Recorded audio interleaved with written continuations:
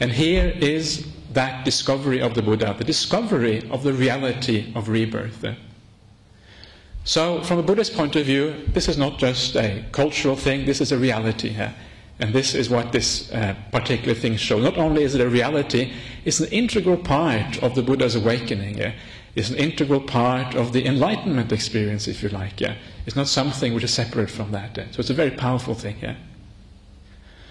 So this is the first thing to realize, that rebirth is very, very Buddhist indeed, and it's at the very heart of Buddhism.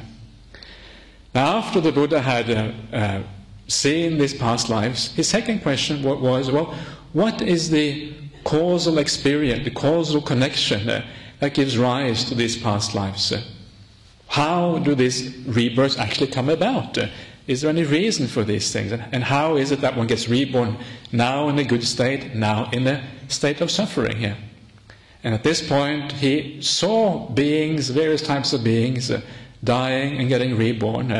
And through that, seeing how beings died and got reborn, he was able to understand the law of karma, or karma, that we all pass on in accordance with our actions, with what we do or what we don't do.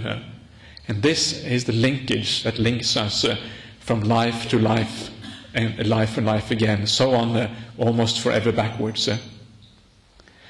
And now is the interesting part, because at this point the Buddha had discovered two of what is known as the three true knowledges in Buddhism. He had discovered the fact of past lives. He had discovered how these past lives comes about. And now, at the very last thing for him to discover, the third of the last knowledge, is the knowledge of full enlightenment. And it is very interesting to actually consider this for a second. Why is it that the Buddha actually recalled his past lives and understood the law of karma before he attained his full enlightenment?